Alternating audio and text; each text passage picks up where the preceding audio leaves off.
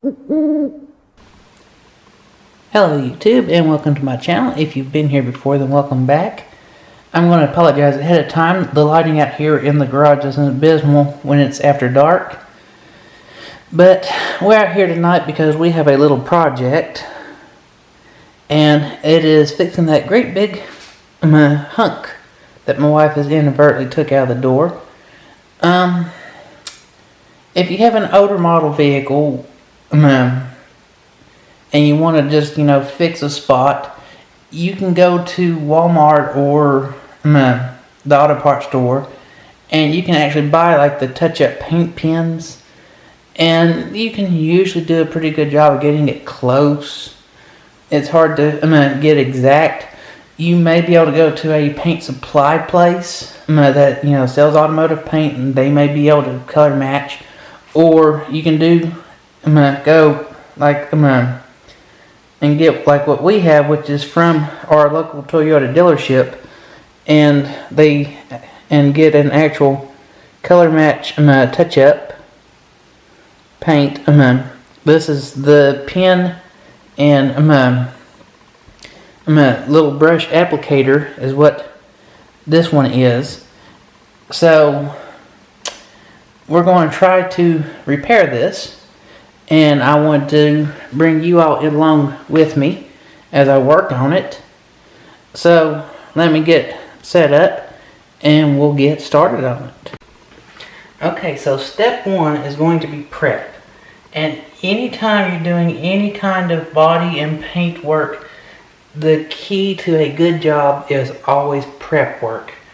Now, this here, this little end piece is our abrasive tip. If you don't have that, you could take some fine sandpaper, probably 600 to 1000 grit would work, and you just want to take that and you just want to go over the area to kind of rough everything up.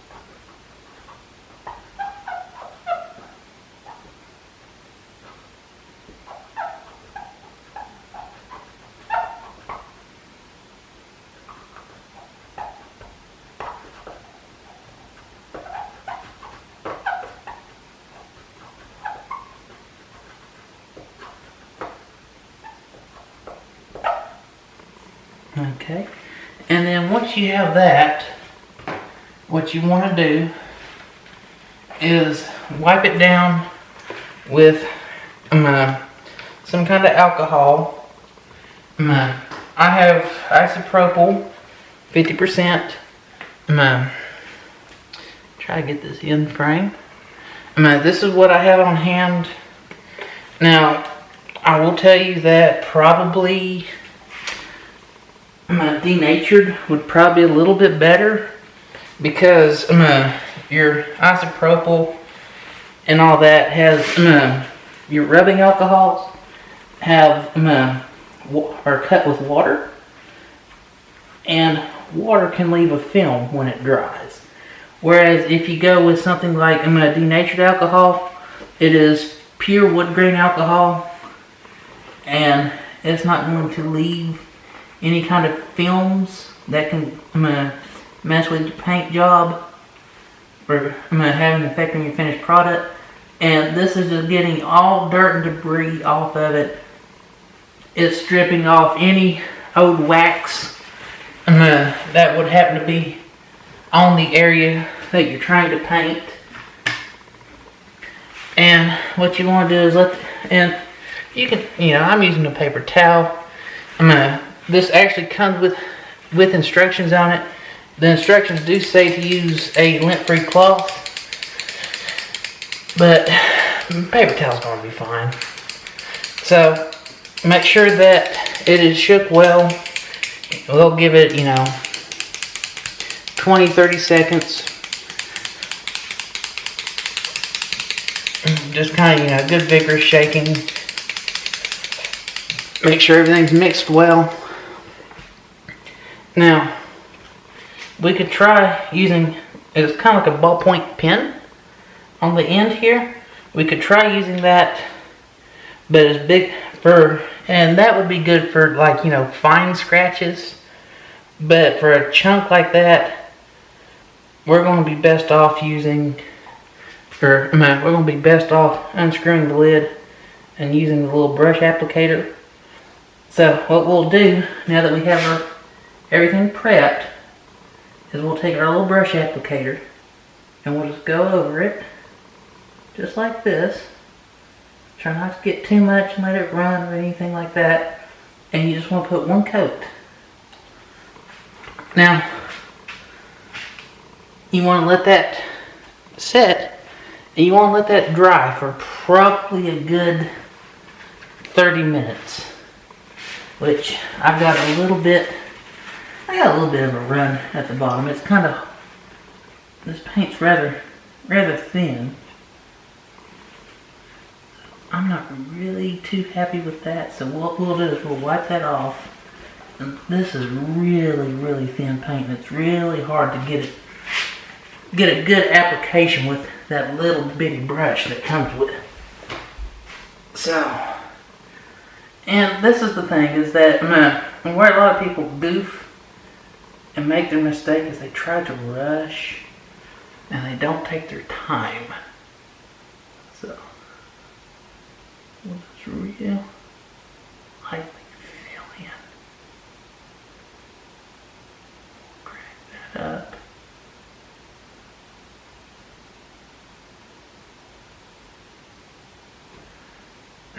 Much happier. I still got a little bit of a run at the bottom, but that's going to be hard not to do. So what we'll do is we'll let that set for the 30 minutes. I want to catch that with just the edge of my paper towel. Drag that in to make sure I get that completely filled. So we'll let that set for 30 minutes, and then that's going to be our base coat. That's going to, that we're going to work off of.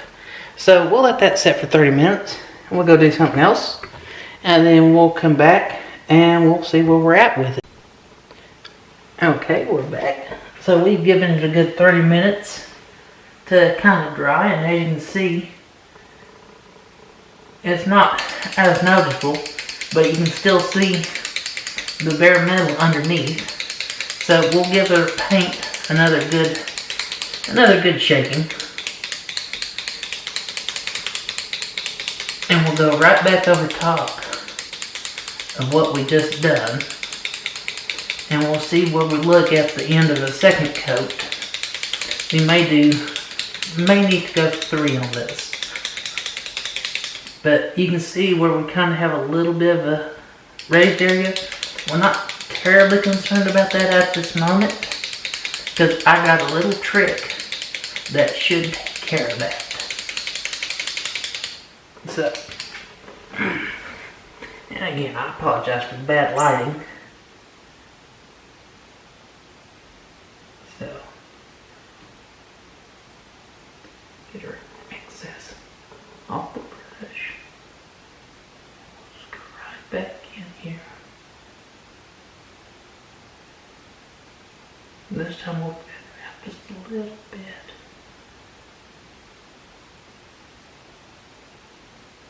Oh, goodness. Try to feather it out just a little bit. Now, we'll still end up with a little bit of a spot where it's wanting to run.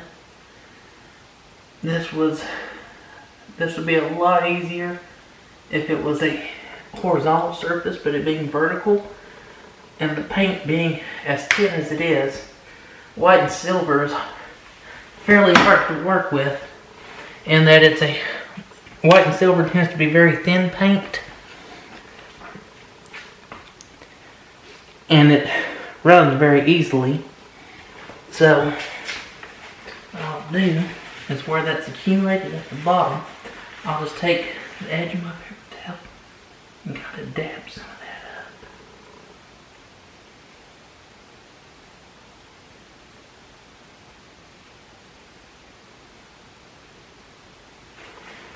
So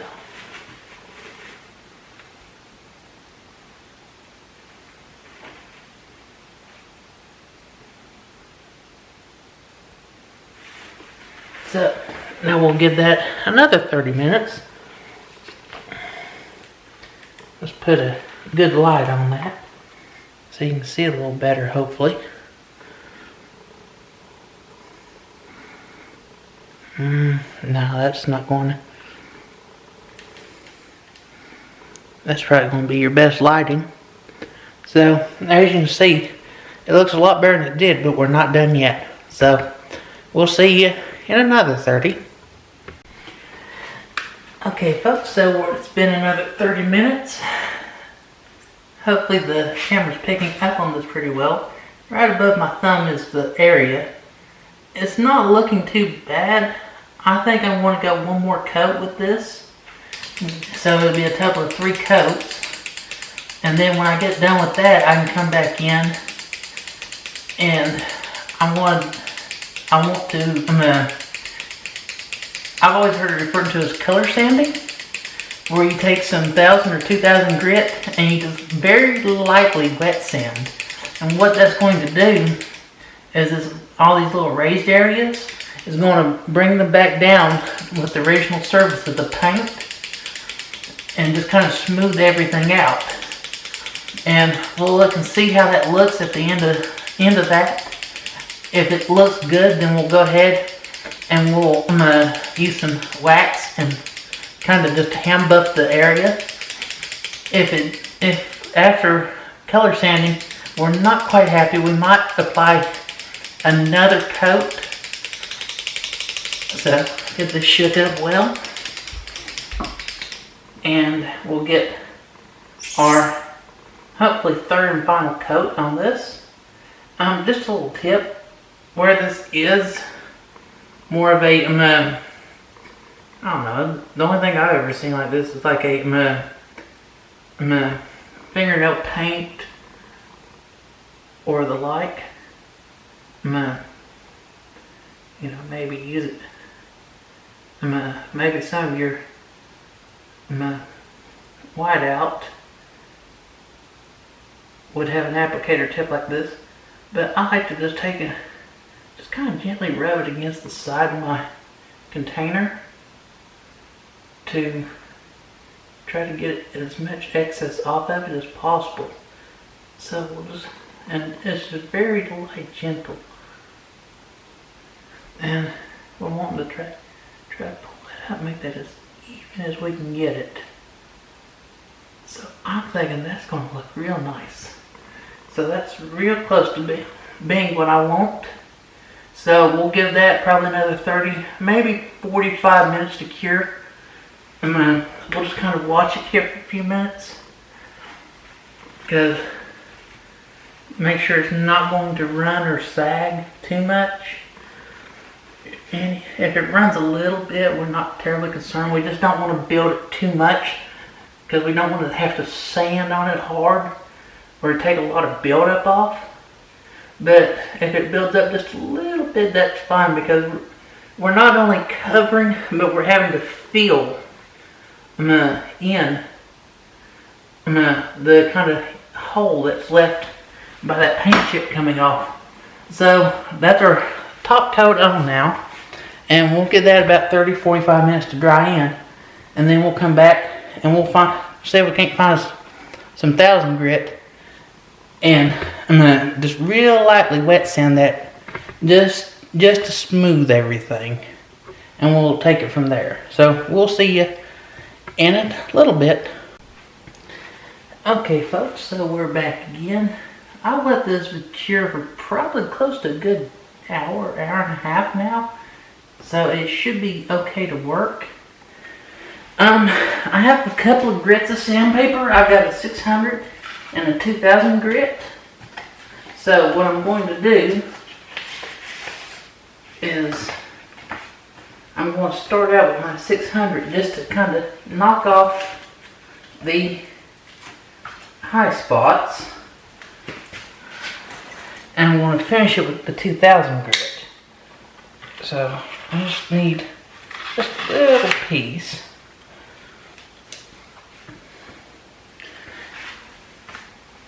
thing is, you don't have to get aggressive with it. You don't have to get crazy with it. So we'll just take and dunk our sandpaper into our cup of water, and we'll just start to really gently sand. And what you want to do is you're basically just wanting to knock off your high spots where you've filled.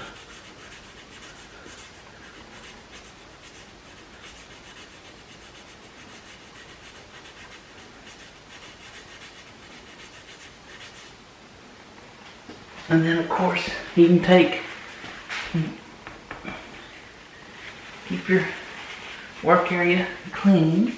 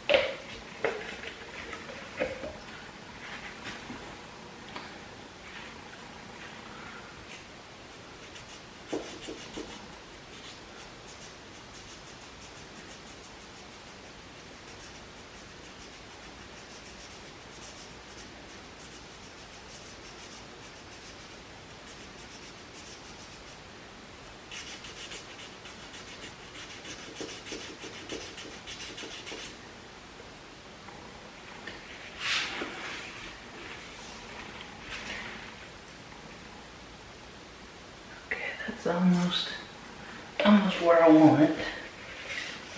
So we'll take it just a little more, and then we'll switch to 2000 grit.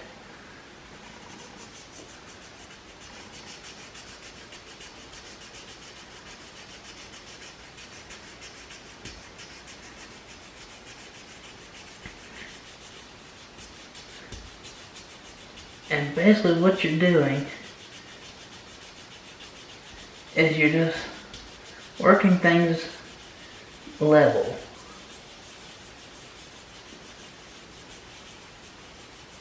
Is all you want to do.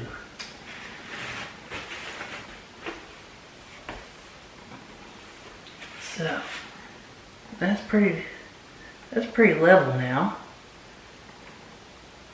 So we'll switch to our 2000 grit.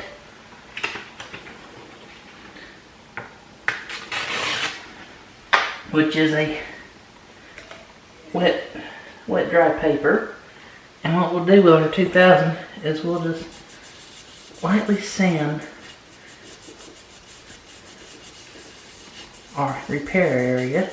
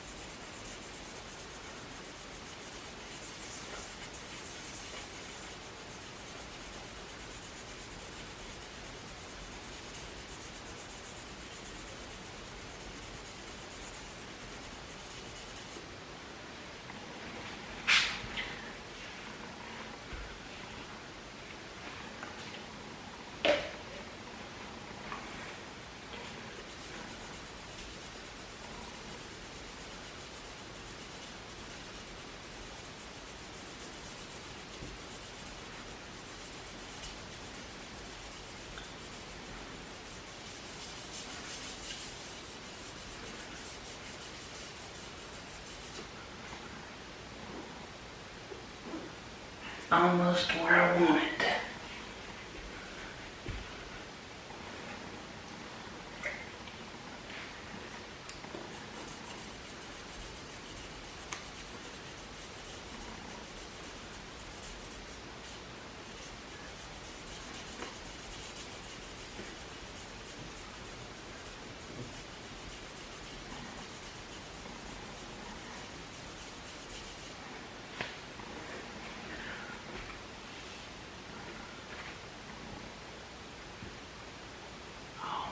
I wish you could take and feel that. That has brought it right back down to smooth. And it's almost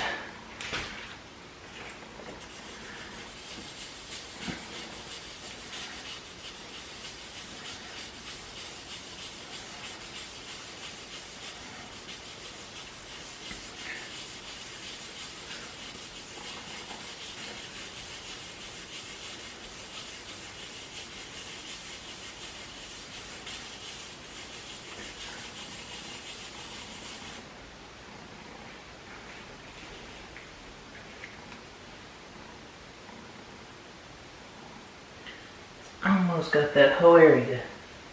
So now what we'll do is we'll take our wash rag, lint-free cloth paper towel, and we'll wipe it down, get all of our dust and junk off of it. And let me run in the house and get another paper towel to dry this real good, and then we'll start finishing. Okay folks, so I went and gathered up what I need. Now you can do this by hand. I just happen to be lucky enough to have a power buffer. So what I'm wanting to do is I have some Turtle Wax Ice Premium Car Care Speed Compound. And what I'm going to do is give it a good shake because it's been sitting a while. This is some of the stuff that you don't use very often, but it's very good to have on hand. Now, you can do this by hand and buff and wax it, but if you have a nice tool like this, it certainly makes the job a lot easier as far as the buffing goes. So, we'll take this and apply the recommended amount. Probably more than the recommended amount, to our clean buffing pad, and we're going to buff out the area of the repair. So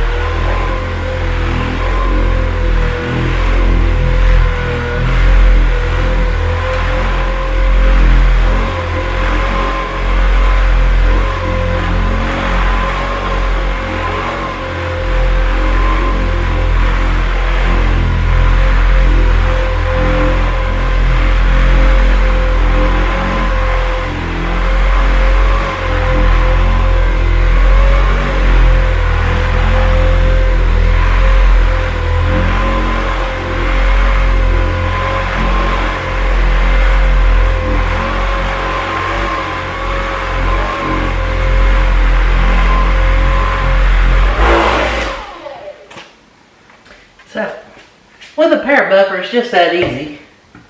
Now, as you can see, I went bigger than just my repair area, and you can still see it just a little bit.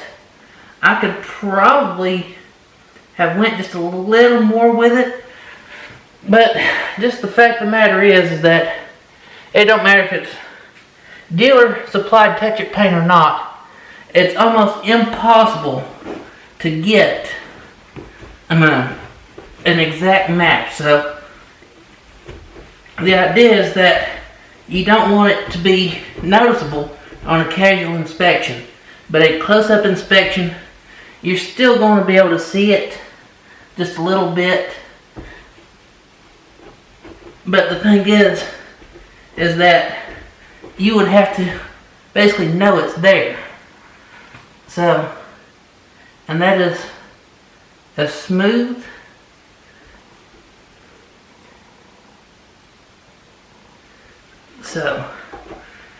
And here's the thing, folks. When you do your sanding, your final sand with your 2000 grit, with your 600 to kind of cut, your light sand with the 600,000 grit to bring this down flush and smooth everything out, and then color sand it, you're going to touch the clear coat around the repair area. Now, I've done this work before, so I knew not to worry about it, but it will make your clear coat around it look dull. You'll think, oh my God, I've just ruined my paint. But that's fine, because here's the trick, is that after you get everything sanded and smooth and flush, and as nice as it's possible to work it, when you take some buffing compound, especially with a nice power buffer like that, and you run over it, it's going to bring that clear coat right back. It's going to look exactly factory. You cannot even tell where I had touched that with the sandpaper. So, which again, I apologize for the poor lighting. Try to get our light source behind the camera so there's no shadow. But as you can see, that repair, there it is. It's hard to tell where it's at. So now I've buffed it. Well, I roughed my repair area. I ended up needing to apply 3 coats of the touch-up paint to get it built up and the covers that I wanted. Then very lightly sanded it with 600, and then color sanded it with 2000 grit to get everything smoothed out and prettied out. Then we power buff it. So the final step is to take some good old turtle wax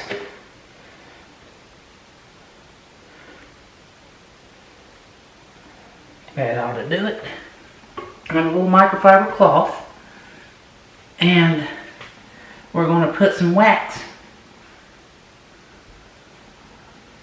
over our area in here,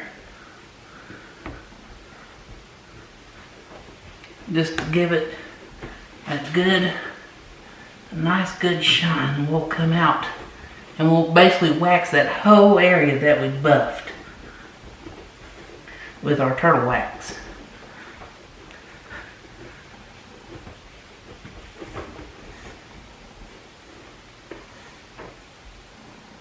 And we'll flip it over to a clean side and we'll hand buff that wax back out.